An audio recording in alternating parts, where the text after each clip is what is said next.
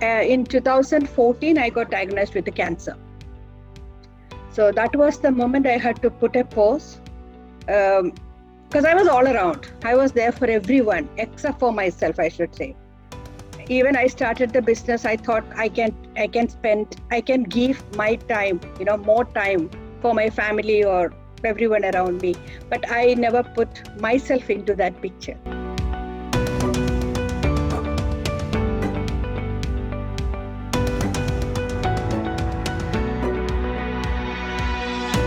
Welcome to Coaches on the Couch, the place where experts share their journey to inspire you to take action. My name is Pratishtha Bhalla and I will be your host for this show.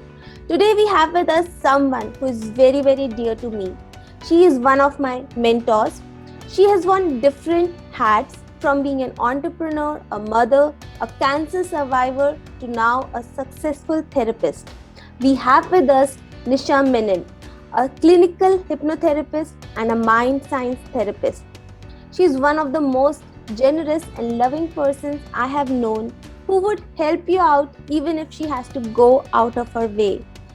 So let's extend a very warm welcome to Nisha ma'am. Nisha ma'am, welcome to Coaches on the Couch. And ma'am, let's start from the start. So when did you start working? Hi, Pradisha. Thank you for those nice words. All right. Thank you, And ma'am. It's a pleasure to have you. I was so excited for having you today. and let me wish you all the good luck for your whatever you're going to start, and the podcast, all that messages what you're going to pass, to all the people around. And it's a good work, Thank you so much, ma'am. and best wishes for that. Thank you, ma'am. Now, my mentors, if your mentor gives you that blessing, I think everything else is going to take care of itself. Thank you so much. It's from my heart. I mean, it's from purely from my heart, I said. All right. Thank you, Okay. ma'am. Sending you love. All right. Okay. So, what is the question you asked? So, Nisha ma'am, you have 38 years of rich experience and you're currently not even in India. So, we would like to understand, how did your journey started? You were an entrepreneur. How did it all started? Uh-huh. Yeah, 38 years means I came to this part of the world, that is in Muscat. I came to Muscat in 1982. Uh, I just completed my graduation. That was in 1982. I got graduated from maths. Actually, my subject was maths.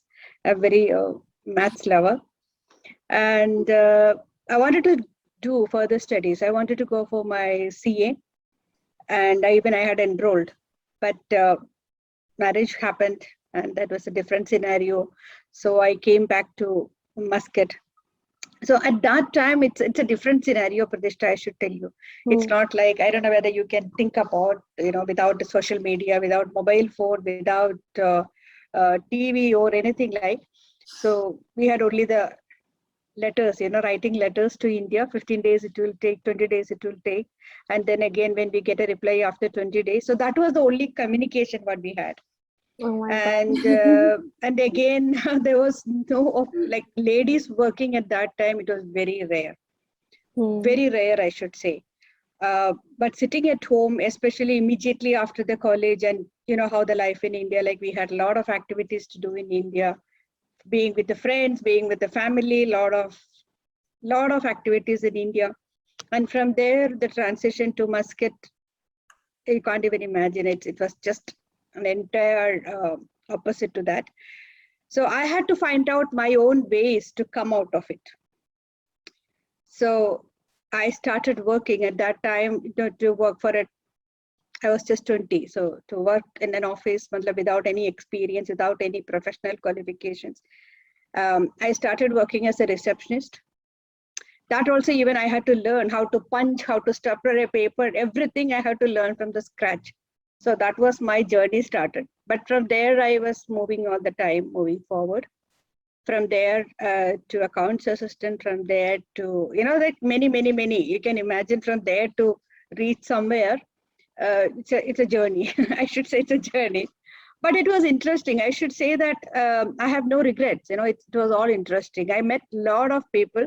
I got lots of love, different nationalities. That is only this part of the world we get this much opportunities in our life, because it's not the office work what I learned. It's the cultures, how to be with them, to be accepted by them. So many things. It's a vast learning, I can say. So many offices, many places shifted from Muscat to UAE in '89 during the Gulf War. So again, that was another thing what we were going through. So with the experiences, like 2006, I opened my own trading company in Abu Dhabi. So basically engineering procurement services. I didn't do much investment in that. It's purely only with my contacts, with my experiences. I thought, okay, let me do something else. I only wanted more leave. Frankly speaking, I wanted more leave because family, the demand from the family was like that. Son, children were studying in India, and then my husband was going through some illnesses, so my time was very important. So I thought, let me quit and I will start my own so that I can take maximum off, that was only my intention. But luckily it just took off. And it slowly, I started taking one more person. Definitely everyone helped. Of course, my husband's helped, my friends helped, everyone helped. And started adding more stuff. We learned, again, more learning, I never knew how to do a business. So different experiences, sometimes very bad experiences, I can say, but definitely from that experiences, I learned how to not repeat that same mistake again. So there is no regret, as I said. Every mistakes or everything, it was a learning for me. From there, I was coming up. But in 2014, I got diagnosed with cancer. So that was the moment I had to put a pause, because I was all around. I was there for everyone, except for myself, I should say. Even I started the business, I thought I can give my time, more time for my family or everyone around me. But I never put myself into that picture. That's what I can say. When I'm looking back, I think I was not there in my list at all.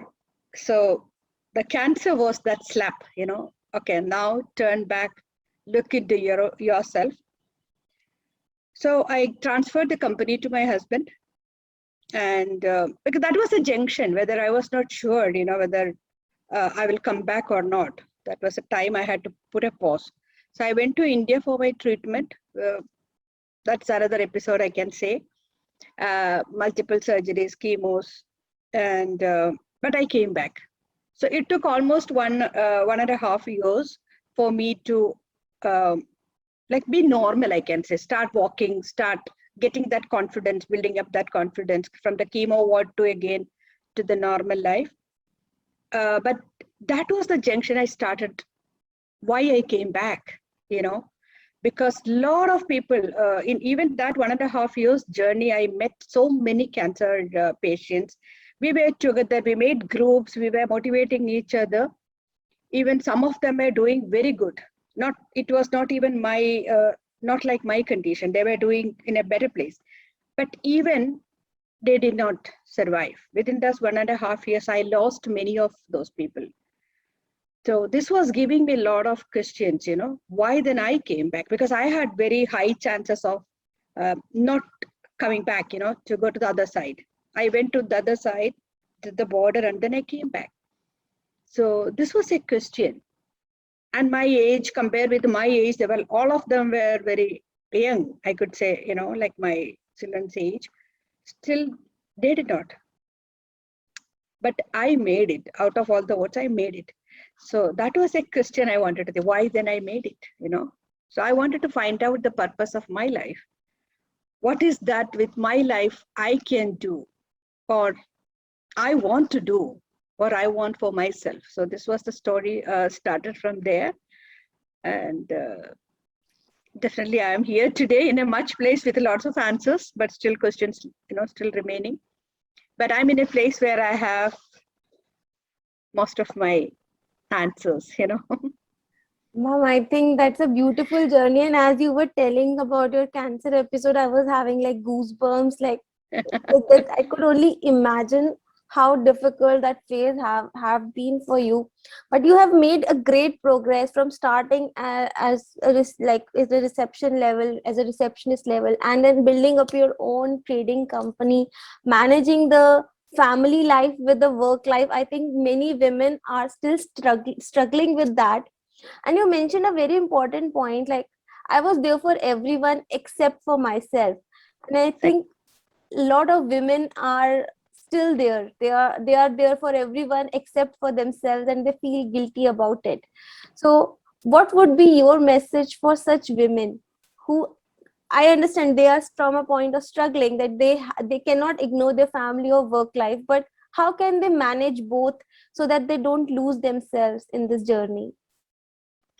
Yep, just let me add one word, and it is not only about women. It's actually for everyone, because I'm in this place where I'm a therapist meeting many Mm, clients. mm, It's not just one gender, I mean, many, everyone comes.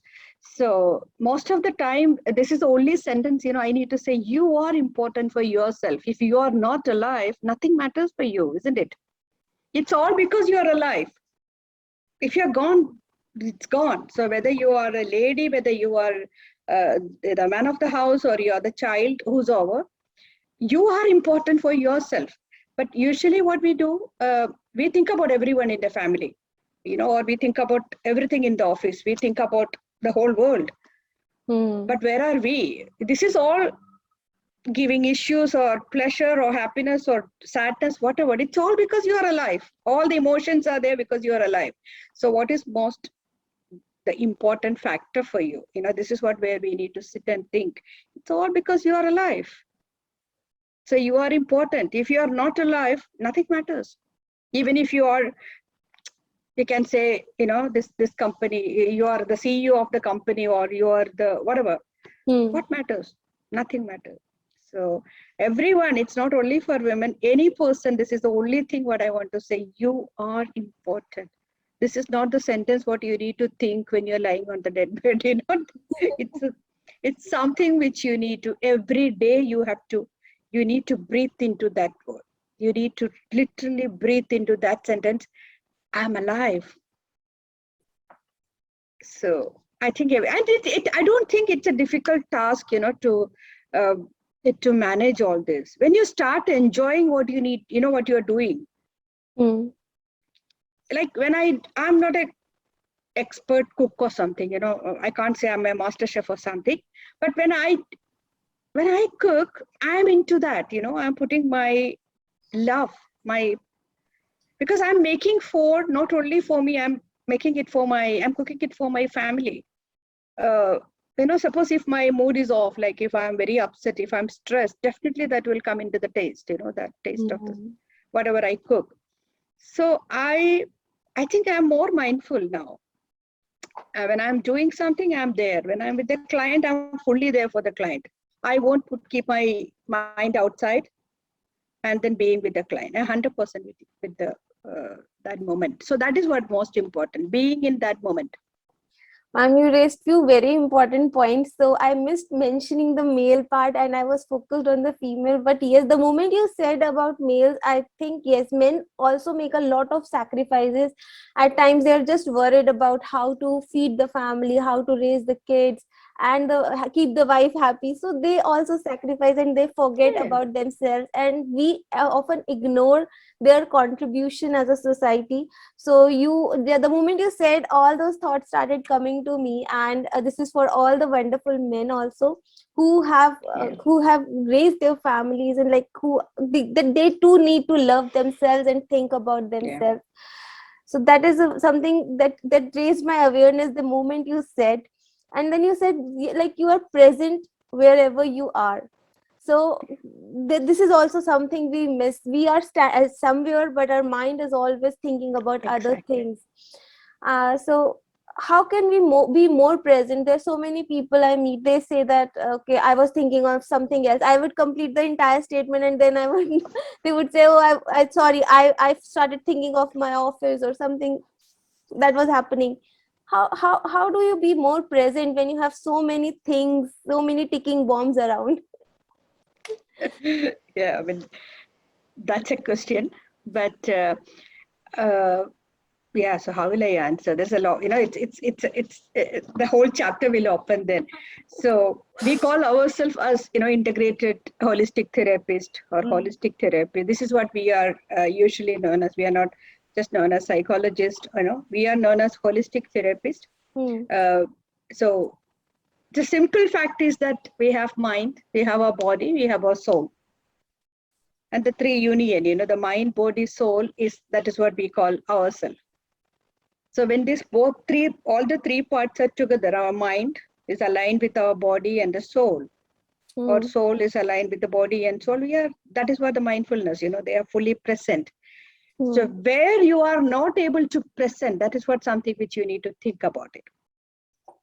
Because simply, I mean, this time, it's a limited time, which I'm not going into the detail of other subject, but where we are not able to put our focus, that is what most important.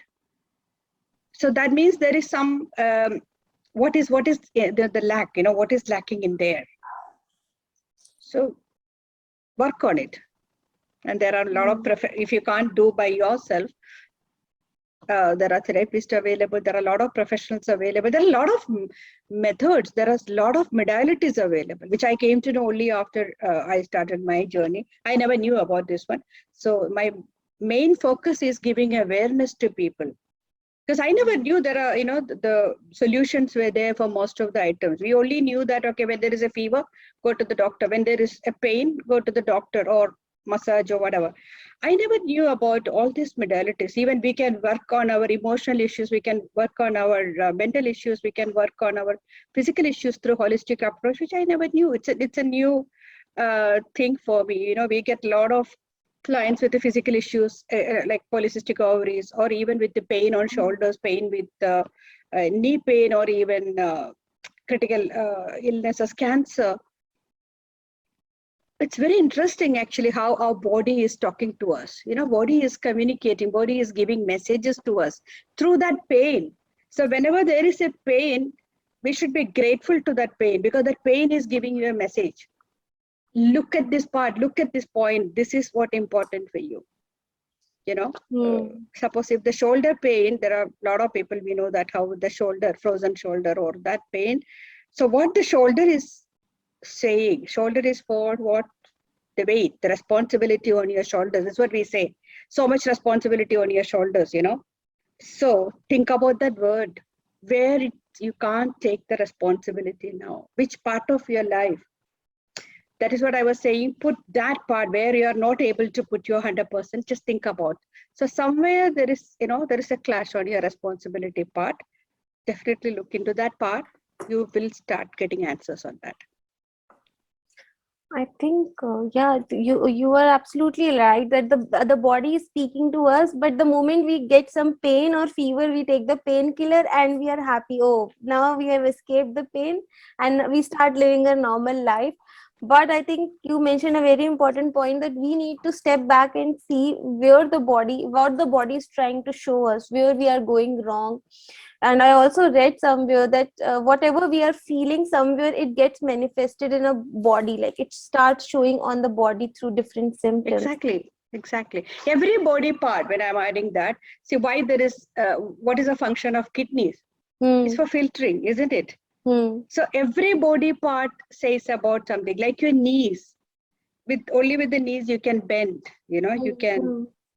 So where there is an issue of bending, where you can't bend, or what is holding you back in bending, maybe in front of your parents, maybe you are trying to be bigger than them, somewhere there is a problem in bending, So every body part starts talking about. When there is a, like I mentioned about polycystic ovaries, most of, we get a lot of clients with the polycystic ovaries. So what is ovaries says? That's your femininity, that's your creativity. So there is a clash in, there's some sort of confusion in your ovaries. So somewhere in your life, just check what role you are playing in your life. Maybe there is a male role you are playing over. It could be, your expectations from your parents' expectations that they wanted a boy instead of them, instead of you. So what internally, what your soul wise, what what you're trying unconsciously, what you're trying to do, you are overcompensating. You're trying to compensate that feeling of your parents by doing. They should not feel bad. So I have to perform. I have to do like a man. I have to take care of them. But what is actually getting suppressed? Your femininity there. So when the moment the femininity gets suppressed, your parts will start talking to you. Come on, come back. You are not that. This is what your original. So that is what actually your parts are talking to you, either bleeding all the 360 days to 65 days or whatever happening with these things. So just to observe which part of your body is talking to you.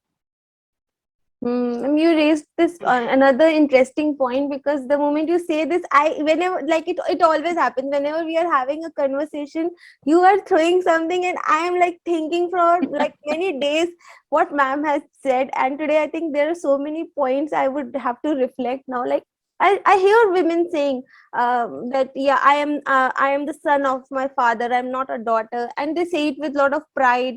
But in that system they are like again losing themselves, like who they actually are, just to fulfill someone else's expectation. So that is another important point, and I think the audience who are listening, they will also reflect on it before saying that you are my son, not a daughter. They need to just reflect back, because simple sentences can make a big difference. Ma'am, now I would like to go a little back, and like I want to understand how you became the hypnotherapist and what got you on this, like who inspired you towards this modalities. Like you mentioned, what there was earlier you didn't had that information that these modalities in like exist. So how did you get introduced to it, and how has your journey been with that? So as you said, I had no such intentions in my life, but when I came back out of cancer, the physical conditions were getting better, but I was not feeling confident in going back to the office, working for full time and available for meetings and things like. So I wanted to know what I can do, with limited my physical resources, with physical health. So I like to connect with people. I like to talk to people. I like to hear from them. I like to hear the stories of others. I connect with many, a lot of stories I have. If you ask me to write down the stories, what I heard, in, it's a lot of. I don't know why I'm attracted in all this type of stories. So I thought I should get, in such a place where I can polish, without draining my energy. Usually what happens if someone comes and tells that story of cheating or abusers or anything, what happens? We also feel that exactly that pain. And after that person goes, I'm telling you, I used to take a lot of painkillers, Tabi, because I get headaches, migraines, stress, tension, because my energy was so much connected. I get connect with those people. So I wanted to know how I can detach and be with them. I can hear their stories, I can be with them, I can guide them or support them, whatever, but in a detached way, without draining my energy. So I was actually searching, I found NLP, Neuro-Linguistic Program, as you know, and that actually gave me like, okay, I think this is what, I can be with them, I can listen, I can support them. So I learned NLP. Definitely, I did the basic and master here in Dubai, but still I was not very convinced. No, this is not, some missing factor. So I went to India again with Dr. Ram Verma. Again, I did the course. So I could say I made one step. That's what I can say. One step might have. I started talking to people, but then I understand more. It's, what actually in NLP, we are helping them to move forward in their coping mechanism. Like we are taking them through that issue, moving forward, how to adjust with that, how to cope up with that. But what I understood that the root is still there, it's just not going, it's coming back. So that means more than copying up, we should go back to that and we should handle it. So there I wanted to know more about subconscious mind, reprogramming. So hypnotherapy, okay, I knew about hypnotherapy, little bit I had read about, but not in detail, like what is classic hypnotherapy and what is clinical hypnotherapy. So I learned the classic first, but again, that was not what I wanted. So I went to the clinical hypnotherapy. So clinical hypnotherapy, we are going back into the roots. It could be anything. And from there, we are resolving that issues and then going back. And then I wanted to study more. So I went for that postgraduate diploma that is called regression therapy. Basically, we say specializing in past life regression therapy, and which I did. That's a 1.5 years course.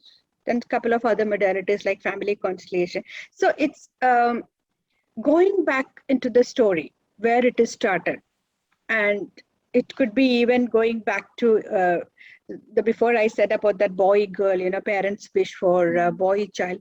I had many cases like the topics, the parents started talking about that. I wish, this time at least if this is a boy, going back to the moment when the client was in his or her, her mother's womb, that moment. Even that moment, the soul is listening, and the belief system starting from that moment, even before that, which I'm not going into that because that is, we call it as past life therapies. So I'm only talking about the current life here. And so even that moment, it came many times. Our belief system starts from that moment.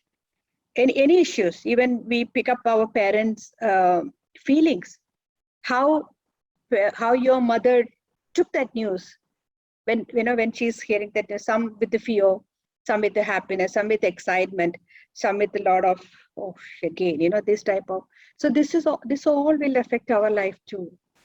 It's all because of out of love and loyalty, I can say, but it all will affect.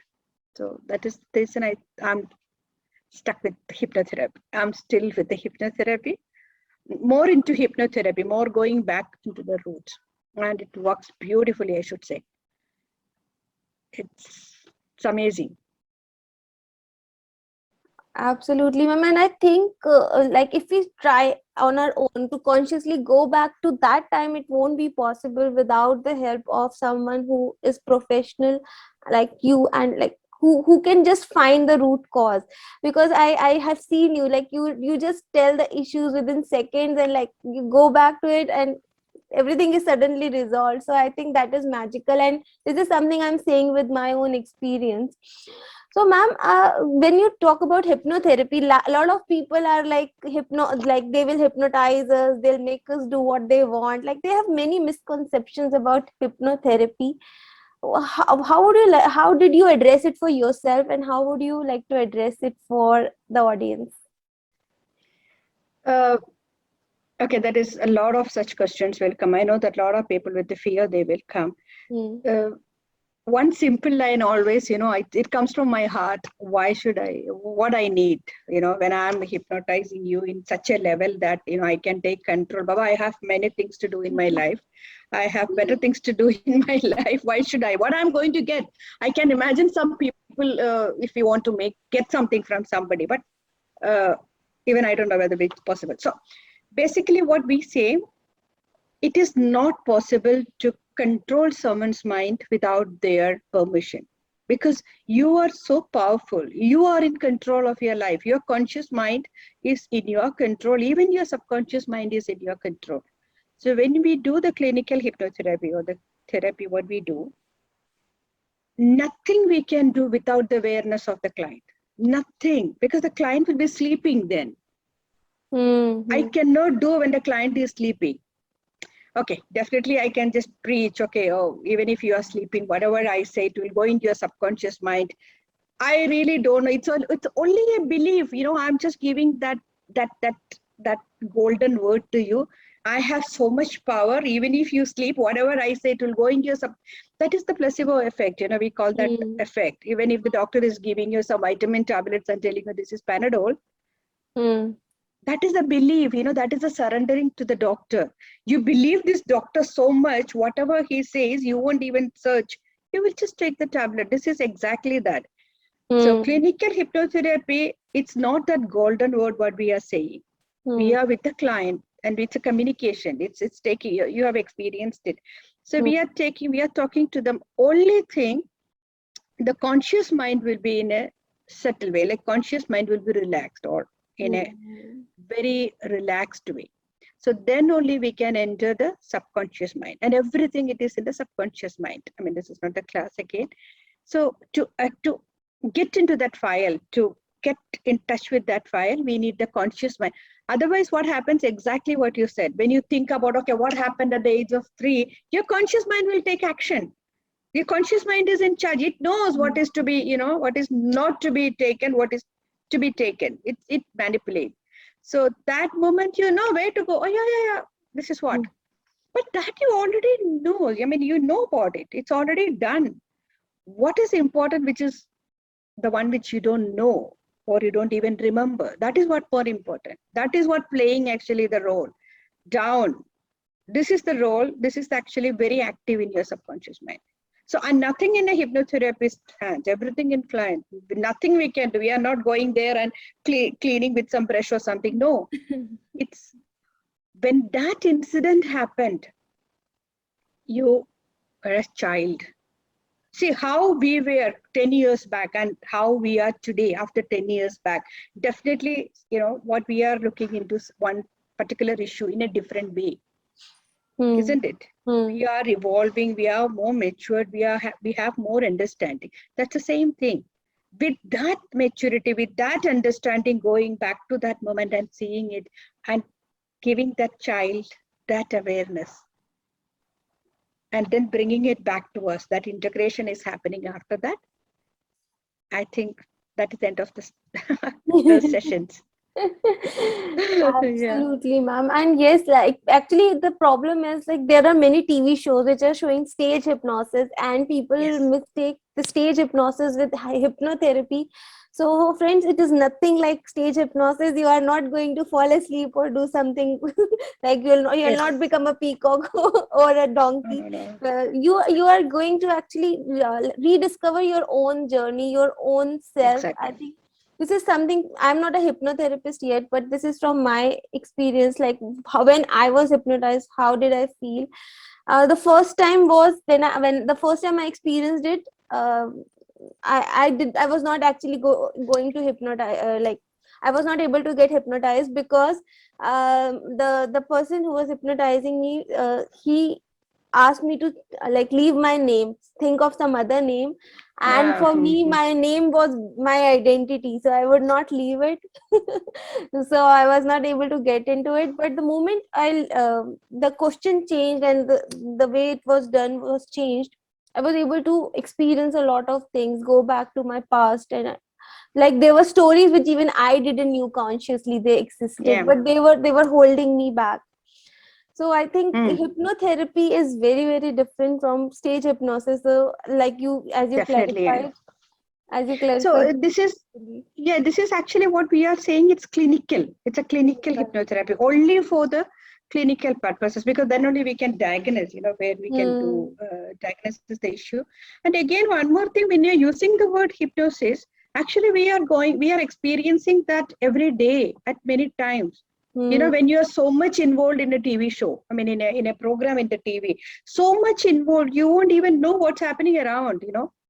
When someone says, even when you're reading a book, so much involved in that book, you will forget everything. That is a stage of hypnosis. True. So, you know, that so much involved, your conscious mind is just taking rest. You're deep into that subject. That is a way of, that is the only level of hypnosis as a clinical hypnotherapist we need. Okay, we know where to take, which level we need to take. Definitely we are trained for that, which level and then I get most of the time into the online sessions when we do. Definitely there are a lot of online sessions, and they will, suppose if we don't wake up, okay, this is all very common that we have answers. Nothing is like that. Everything in your control, nothing in our control. And if you think, you know, you can just come out of it, it's just coming out. That's all. Nothing in our control. Everything with the awareness of the client.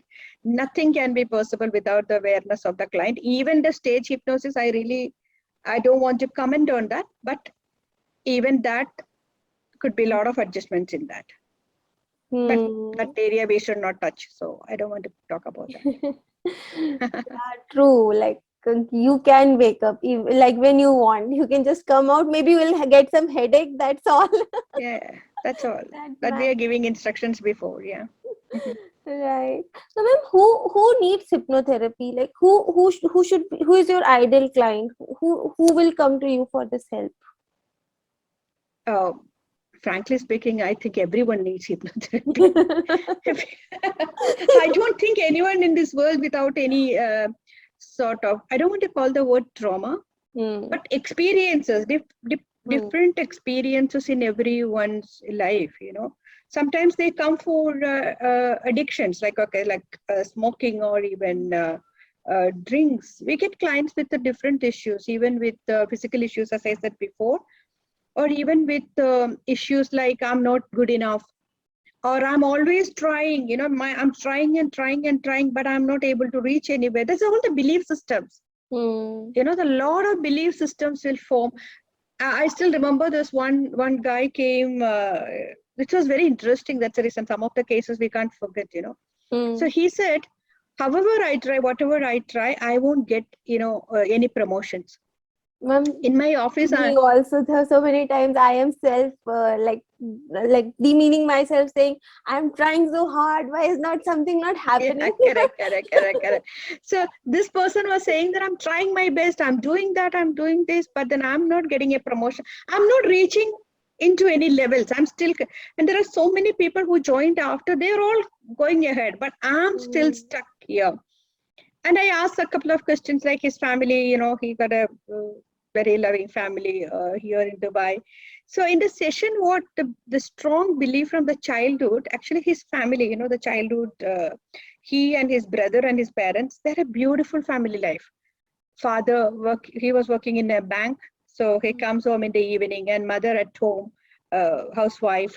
So very loving, lot of attention, lot of care. What happened one fine morning, his father got a promotion and transferred to another city. He's also from India, but from the north side. And the father got a promotion and shifted to another city. Then what? Just imagine that family situation. Everything changed there. Wife, that housewife had to take, father's role also for the children, 2 boys. So a lot of things that lady had to manage. Basically, that atmosphere changed for them. That very smooth ride changed to a lot of turbulence started coming in. So in the session, what happened, his mother, this client's mother, she was complaining, like, this is all started after this stupid promotion for my husband and he left. If that was not happened, how it would be, everything would be in that smooth ride. So this is actually this child's subconscious mind picked up. This is like the program started in his mind that promotion will ruin the family life. It will ruin my family life. This is unconscious. It's not a non-program. He doesn't know this program. It's like a computer program, the software. This program is running in his subconscious mind. So all his actions are based on that. So whenever there is a promotion chances, his subconscious mind is taking it back, which he was not knowing about it. Because that if I get a promotion, this will spoil my family life. It will ruin all my entire family. So there will be always something will be there down in that issue. So this all we can, definitely there are ways to handle. I don't want to say that I can handle. No, there are ways to handle. It's all available outside. So don't stuck with your feelings. I know most of the people will say, I am okay. I can handle all my issues. That is why you need to handle your issues here. There are ways to resolve it. Live your life beautifully. Handle it. I know that most of the people will say, I'm okay to handle it. Okay. It's okay. It's up to you. But then I'm saying there are ways. That is another wrong programming we have been raised with. Like you have to face difficulties if you want to become successful in your life.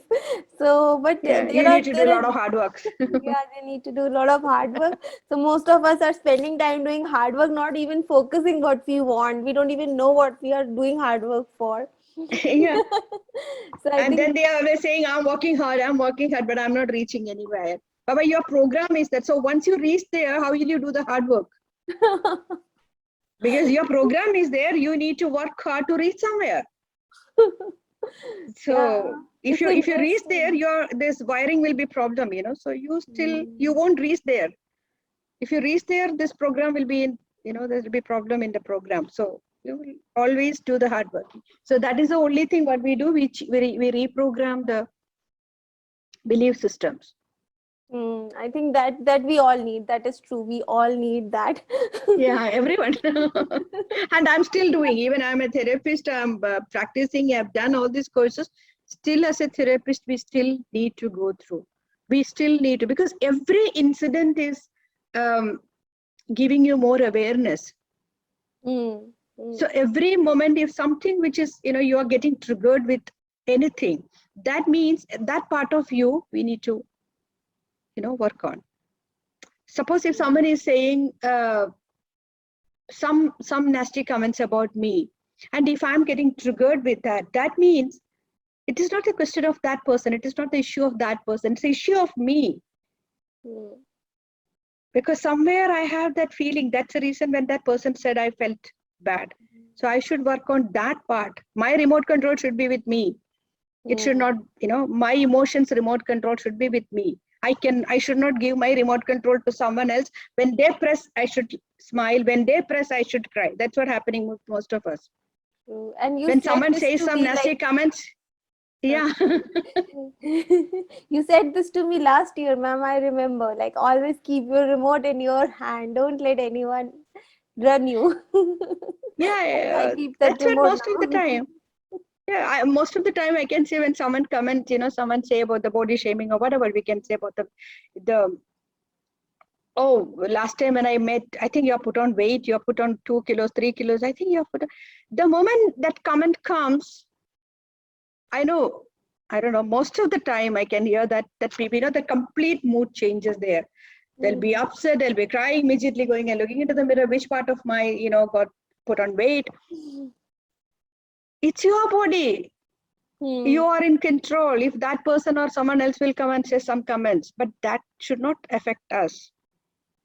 Absolutely. But I think everyone wants that remote control to get back to them because we have given it to so many other people. Exactly. Many people. I don't think anyone got their own remote. It's actually with a lot of other people. Absolutely. And true. then they're scared to be called, maybe if I keep my remote with me and I say no so easily, they'll judge me as being mean or I'll spoil my relation. There are many fears to it, and I think that is another episode we need to shoot. It would be another episode. It has been ma'am, an very interesting session we are having today, and I don't really want to end it, but for sake of today, if I have to ask you the 3 things that actually changed your life that you would like to share with us, your 3 secrets before we end for today, what would they be? Some 3 tools. Some 3 tools that helped you. So the first thing I understood that I'm important for myself. It's not that I'm selfish. So I started loving myself. I started doing things for myself. Earlier, I used to wait for others. Like, okay, if I need to go to a coffee shop or I want to experience something, I always wait for others, And then suppose if my partner says, my husband says no, I usually stop it, and then keeping that feeling inside. But it is not that now. Okay, if he doesn't want to go or if my friend doesn't want to go, but I need to experience it for myself. So I started getting into that zone. So that is the only thing. I'm more important. That's the only secret. I don't have any other secrets. Frankly speaking, I have no other secrets. I'm more aware about myself. I'm more present for myself. I started saying no. I started detaching things. As I said before also, I started, if there is a client, definitely none of the clients will come, to celebrate their or having some good moments by paying this money. So when they are coming, definitely coming with a lot of issues, crying or anger. But the moment I finished that, I stopped that session, I'm out of it. I'm not carrying it in. And then sometimes they will say, how you are going to take the other client because I gave you a lot of shit. I said, I can handle that shit of yours. I can handle it because that's what I've learned and that's experience. And we are absolutely fine with that. So that is only secret. There is no other secrets. I'm important. I'm alive. That's the only thing. Beautiful, ma'am. Beautiful. Like I really don't want to end it, and like I want to continue talking to you, but for the sake of today, we would like to have end our conversation here. But I really love this part. I am important and I am alive. I think that is a very beautiful message we all need to learn. You are important. You need to think of yourself as well. Don't and keep the remote control with you. Like that is a very very beautiful lesson. Get your remote control back and like keep it with you. That's true. Nisha, ma'am, thank you. Anything like you would like to mention at the end? No, I only want to say all the love and good luck to you because I remember the first day when you landed in Dubai, and from that moment, your growth, you are moving forward in your life, finding new ways. That's what I really love to say. You know, the more creative ways how you. I'm not so good in that, but you are finding different ways to reach different creativity, you know, in a different way. I really appreciate that. And I love to watch that more and more. And I would love to learn from you more and more, all those things, ideas, even some tips. I wish you all the best. Thank Wish you you so all much, the best. Nisha ma'am. And like I remember you were the first person whom I talked to when I landed in this country, and we ended up speaking for more than an hour. And like I was so overwhelmed and happy that I met you, someone who's just supporting me to start my journey and getting guidance. And I think it's the guidance of mentors like you, Ram sir, Rich sir. There are so many of mentors that I have got on the way, so many nice people I'm meeting so that I'm getting some ideas. And yes, I'll love to share any like whatever idea I have with you. And that will be my like what should I say, that is my uh, good luck, like what should I say, I will be very very happy to do that. Thank you so much, Thank ma'am, you and so much for for this your time. blessings. Have a great day. Thank you, and Have a thank great you. day too.